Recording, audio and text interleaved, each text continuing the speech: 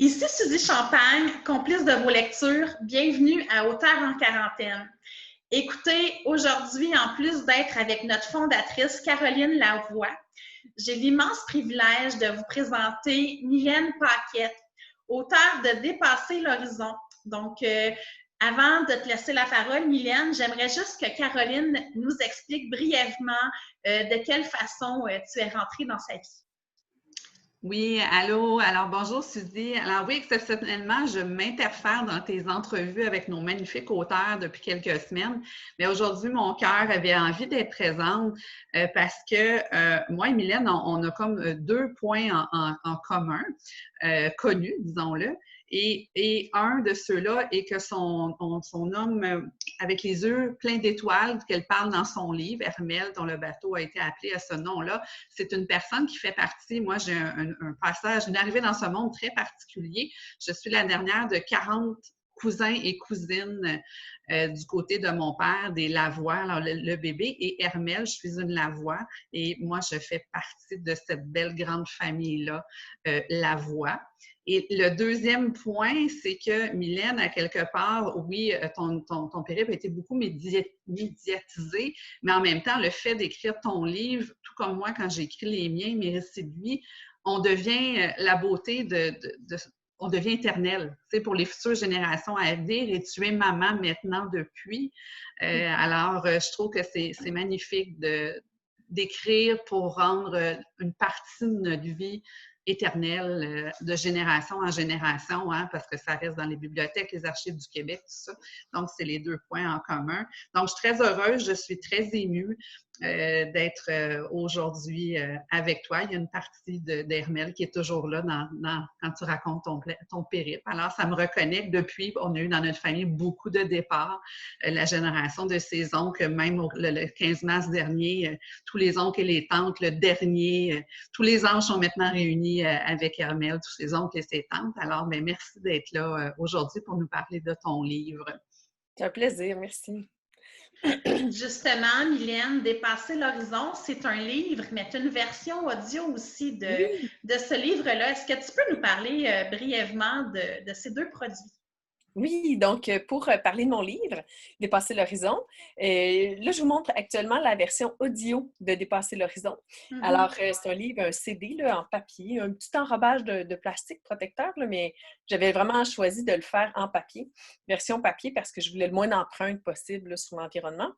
Et puis, ben, le livre, là, je le cherchais avant l'entrevue, mais il est dans mon fourbi parce que j'ai eu la brillante idée de faire du désencombrement durant la période du COVID-19. Alors voilà, je suis prise en plein désencombrement.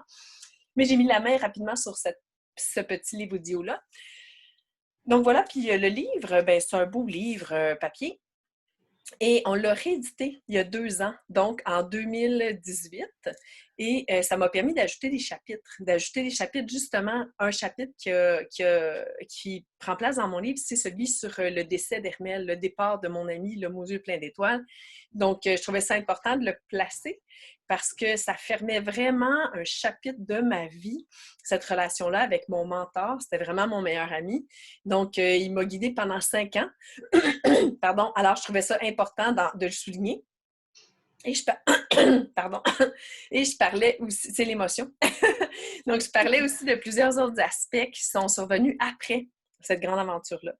Donc, quand j'ai le livre papier, là, je vous montre, là, normalement, l'épaisseur du livre, là, vous voyez sur les pages de côté, vous voyez que les pages sont bleues. C'est la portion que j'ai passée en mer. Mais il y a une portion blanche avant, une portion blanche après. Alors, c'est la préparation puis l'après-traversée. Alors maintenant, avec la réédition, la portion en mer, ça représente, je crois, à peu près 40% du livre. Donc, il y a énormément de matériel avant. Et il y a un petit peu beaucoup plus de matériel maintenant après. Donc, ça parle de ma traversée de l'océan à la rame, mais ça parle aussi de la préparation, des rencontres humaines que j'ai faites, comment j'ai pu rassembler une équipe multidisciplinaire, une équipe de bénévoles autour de moi. Donc, ça parle vraiment de tout ça, des rencontres humaines et ce qui m'emmène à dire que les gens, en achetant mon livre, souvent la réflexion qu'ils ont, c'est « Ah, je vais lire l'histoire d'une aventure, l'histoire d'une fille tout seule sur son bateau », mais c'est vraiment pas ça, c'est vraiment un travail d'équipe. Donc, je ne sais pas si, Suzy, si toi tu l'as lu, mais justement, c'est une révélation, un commentaire qui revient souvent, régulièrement, au cours de la lecture ou après la lecture. Puis j'ai vraiment voulu l'écrire au jeu. Alors, ça donne l'impression aussi qu'on est dans l'instant présent de mon aventure. Puis pour moi, le fait écrire ce livre-là, c'était une aventure en soi. Je l'ai écrit en 48 jours. Donc, enfermée toute seule en confinement total dans le bois. Donc, j'étais à Matamek, sur la côte nord, et j'avais seulement l'eau courante, pas potable. J'avais des millions d'amis qui étaient des mouches autour de moi. Je faisais mon jogging sur la plage une fois de temps en temps, et j'avais mon ordinateur, mais pas de connexion Internet. Alors, j'ai écrit ça l'été 2014, et ça a été comme une résidence d'écriture pour moi. Ça m'a vraiment fait du bien. J'ai écrit énormément de mots dont je ne me suis pas servie, comme tous les auteurs, j'imagine. Oui. Mais ça m'a servi comme presque de thérapie, de retour sur Terre. Ça a vraiment été ultra bénéfique pour moi. Donc, j'espère que les gens sauront l'apprécier. Puis, si je peux ajouter, là, je m'excuse, hein, je m'étire toujours un peu quand je réponds. Dans mon livre audio, il dure 10h50 minutes. On parle de 650 minutes et c'est moi qui l'ai lu. Donc, des fois, moi, je m'essouffle en parlant parce que je suis une grande asthmatique. Et là, je l'ai écrit enceinte. Je l'ai lu enceinte. C'était un tour de force. Mon asthme était difficilement contrôlable enceinte et ça donne un résultat. Ça fait un beau résultat, mais pas parce que je fais de l'asthme et que je suis enceinte, mais ça a donné un résultat où est-ce que je suis très sensible à la lecture du livre. Ceux qui l'ont écouté plutôt disent qu'on sent vraiment mon émotion, on sent que je suis là. J'étais très, très, très groundée, si je peux me permettre de le dire comme ça. Et surtout, lors du passage d'Hermel, je pleure littéralement en lisant le livre. Donc, on sent vraiment... en fait, ça fait drôle de le dire de moi, là, mais ce qui revient après l'écoute de ce livre-là, c'est qu'on sent vraiment qu'il y a plein d'authenticité, plein de sincérité, puis plein aussi de... dans ma voix, le ton de ma voix au début n'est pas le même qu'à la fin. Au début, je manque de confiance, c'est très fébrile, puis à la fin, c'est plus assumé. Donc, il y a même eu une transformation de ma voix à travers cette lecture-là. Ça n'enlève pas le professionnalisme, mais ça démontre à quel point, comme tout le monde, hein, je suis la fille d'à côté, puis il y a même une progression, puis Wow. il y a un aboutissement du début du premier mot au dernier mot, je crois, puis je suis pas mal fière du produit aussi. Wow, c'est vraiment intéressant. Moi, je me demande comment est-ce qu'on fait pour apprivoiser la solitude au quotidien. Je sais que tu expliques dans une entrevue que j'ai écoutée que tu avais ton équipe terrain, ton équipe au sol, tout ça, mais comment est-ce qu'on fait pour apprivoiser la solitude au quotidien? On s'entend qu'en ce moment, il y a plein de gens qui se sentent toutes seules, là, malgré qu'ils voient les gens sur des tablettes ou sur leur téléphone intelligent. Est-ce que tu as un truc pour justement apprendre à vivre avec cette solitude-là à laquelle on est toutes confrontées en ce moment-là? Bien oui, justement, je fais des conférences live les mercredis soirs à 19h30 pendant tout le temps du confinement. Wow. Et le premier thème de mes conférences, ça me permet de les plugger en même temps. Donc, c'était spécial confinement. C'était vraiment comme ça que je voulais appeler mes conférences. Mais là, ça s'est transformé en spécial. La première fois, c'était spécial isolement. La deuxième fois, c'était spécial cohabitation. Et la semaine prochaine, c'est spécial mélancolie. Parce qu'on peut avoir des downs, on peut vraiment se sentir déprimé, se sentir une partie de nous-mêmes, sentir qu'il y a quelque chose qui nous échappe en nous parce que le soleil brille dehors, mais on ne peut pas profiter de l'extérieur. Donc, on dirait que c'est comme un peu on se sent comme au mois de novembre quand il fait moins soleil, mais il fait soleil dehors. Donc, on n'est pas habitué à jongler avec ces émotions-là. Donc, la prochaine fois, c'est la mélancolie. Mais si je reviens à ta question, mes deux astuces là, principales que je pourrais partager avec vous pour vivre avec sa solitude, je pense que la première, là, c'est vraiment de se poser les bonnes questions. Parce que la première chose à laquelle on pense, ou même si vous avez des enfants en âge de parler, là, le bien ne parle pas encore, il crie. Donc, les enfants, tu fais un voyage en voiture, les enfants, je me souviens quand j'étais enfant, c'était quand est-ce qu'on arrive, c'est long. On veut toujours se positionner dans le temps en tant qu'enfant. Hein? On veut voir quand est-ce qu'on va s'en sortir. Donc, un enfant qui change de routine, une famille qui change de routine est en droit de se demander hey, quand est-ce qu'on va se déconfiner? Quand est-ce que ça va finir? Quand est-ce qu'on va se déconfiner? Donc, je pense que pour garder une bonne attitude, un bon moral, à la base, il faut changer les questions qu'on se pose à tous les matins. Moi, je me rappelle que sur l'océan, ma question jusqu'à 2 mois à peu près après être partie, je me posais la question combien de kilomètres je vais franchir aujourd'hui? Combien de kilomètres je vais ramer aujourd'hui? Et j'avais toujours une déception parce que je ne pouvais pas vraiment avoir une incidence, avoir du contrôle sur le résultat de ma journée parce que la météo ne me permettait pas de ramer parfois. Donc, si je veux comparer ça aux questions qu'on se pose aujourd'hui, bien, moi, sur l'océan, j'avais choisi de me poser la question, au lieu de me poser combien de kilomètres je rame aujourd'hui, je m'étais posé la question, comment j'aimerais me sentir aujourd'hui? Donc là, j'avais des réponses ouvertes qui me survenaient dans mon esprit toute la journée, puis je réussissais à tirer mon épingle du jeu, puis rester heureuse dans ce projet-là, même si je n'atteignais pas mes résultats. Donc, à la maison, les gens peuvent plutôt se poser la question, au lieu de se demander dans combien de temps ça va finir, peut-être se demander, hey, qu'est-ce que je peux tirer de cette expérience-là? Comment j'aimerais me souvenir de l'expérience du confinement avec ma famille, avec mon chum, avec ma blonde, avec mes parents, avec mes enfants. Comment j'aimerais me souvenir du COVID-19 dans 20 ans, dans 10 ans, dans 5 ans? Tout le monde va avoir un discours par rapport à son expérience. Donc, vous, c'est quoi l'expérience que vous voudriez retenir de ça? Donc, ça, c'est un long conseil, mais c'est ma première astuce. Puis la deuxième astuce, ce serait peut-être de se servir de l'humour. Moi, c'est quelque chose qui m'a tellement aidé durant ma traversée. Dans mon Facebook Live hier, je disais, tu sais, l'humour, là, ça s'inscrit dans l'absurdité, ça s'inscrit dans l'art clownesque, ça s'inscrit dans trouver une façon de se tourner au ridicule, de rire de nous-mêmes, ça fait tomber les barrières, ça permet à l'humilité de prendre sa place.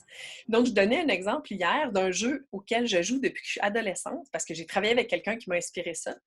C'est que en fait, la source de querelle dans une famille, c'est souvent « Ah, pourquoi tu as fait ça de même? Ça m'énerve, arrête ça, fais pas ça. » Bon, ben on change la source d'une querelle pour quelque chose de drôle. Par exemple, moi, je dis toujours « C'est de ma faute le mardi. » Peu importe ce qui arrive, si j'ai mon chum a une crevaison, je suis même pas dans l'auto, il m'appelle et il me dit « Ouais, c'est de ta faute, j'ai une crevaison. » Tu sais, c'est vraiment juste pour mettre en perspective le fait qu'une bad luck, c'est pas de la faute à personne. Fait que je prends le blâme tous les mardis, là, peu importe ce qui se passe, c'est de ma faute.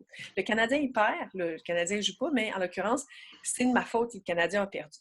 Et ça peut donner lieu à des situations complètement loufoques, ridicules, surtout si quelqu'un d'extérieur nous entend parler.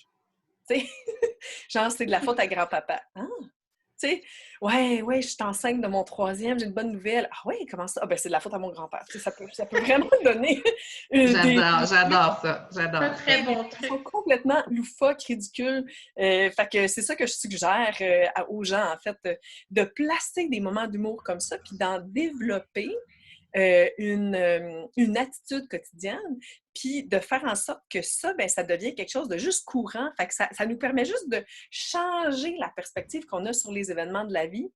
Puis ça fait comme un peu émerger des choses nouvelles, des discours nouveaux, des rires nouveaux.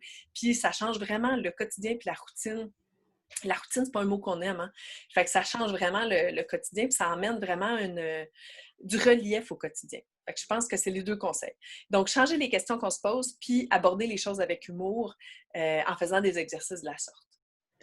Merci beaucoup, Mylène. En terminant, où est-ce qu'on peut écouter tes Facebook Live et où est-ce qu'on peut se procurer ton livre en cette période de confinement? Oui, donc mon livre papier, moi, je vous suggère fortement de le commander sur leslibraires.ca. Donc, parce que je trouve que c'est important d'encourager les libraires d'ici. Mon livre audio, il est très difficilement accessible. Je ne sais pas si vous pouvez le commander sur leslibraires.ca. J'essaierai là d'abord. Mais sinon, écrivez-moi sur ma page Facebook. Ça va me faire un plaisir. C'est vraiment pas cher là, par la poste parce qu'il est très léger, il est très mince. Je vous le mets dans une petite enveloppe, puis je vous le malle et je vais même vous le dédicacer. Puis je vais même passer un linge dessus au cas où je me sois touché le nez et vous le recevrez et l'écouterez. Sinon, le livre audio, sans utiliser le support du CD, vous pouvez l'acheter sur Audible pour ceux qui préfèrent en anglais. Donc, c'est une petite application sur téléphone intelligent. Vous pouvez vous inscrire, acheter seulement le livre ou être abonné.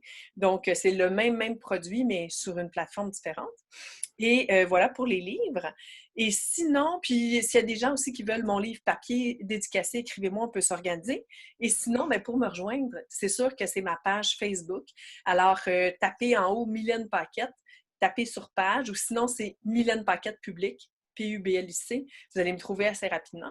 Et puis, mes Facebook Live, c'est les mercredis soirs. Et ben, mon Facebook, il est accessible à tout le monde. Donc, écrivez-moi, puis je réponds pas mal à tout le monde. Donc, voilà, ça me fait plaisir de discuter avec vous. Merci beaucoup, Mylène et Caroline, d'avoir été avec nous. On se retrouve à la prochaine émission. Merci, bye-bye. Oui, merci. Juste un petit mot, je fais la petite conclusion de la fin. On se disait tantôt que même ce livre audio-là pourrait être écouté en ce moment dans des centres de personnes âgées ou dans des CHSLD. Donc, ça fait aussi une bonne chose. Alors, merci d'avoir été là. Alors oui, je sais que tu réponds aux gens parce que tu m'as répondu, tu as accepté notre invitation. Moi, j'ai vécu ton périple de façon quotidienne, toute notre grande famille élargie, mais j'ai aussi lu ton livre qui m'est tombé dans un chalet où j'ai loué, que j'ai dévoré, évidemment, tout en connaissant, en ayant vécu. Je l'ai vécu collectivement en famille et quelques années plus tard, c'est là que je dis ça nous replonge dans les émotions comme toi. Alors, merci beaucoup de l'avoir écrit. Merci d'avoir été là. Puis les gens, ton deuxième truc, Suzy, peut-être que sur la page, après ton vidéo, s'il y a des gens qui ont des trucs humoristiques comme ça, je suggérais qu'ils nous les partagent en commentaire. Fait que je pense que j'adore ça. Des moments amour-humour que moi j'appelle. Fait que moi, je termine en me disant, en tant qu'administratrice de la page, partagez-nous vos moments amour-humour et humour comme ça, de trucs pour passer au travers du confinement. Puis ça va aider d'autres autant que ta belle entrevue nous a aidé, Mylène. Alors, ben, ça fait plaisir. Mon exemple de grand-papa n'était peut-être pas super bon, là, mais vous avez compris. Ah, mais on comprend le principe. On comprend le principe. Entraînons-nous pour se trouver des trucs pour passer au travers. Merci de nous avoir partagé ça. J'adore ça.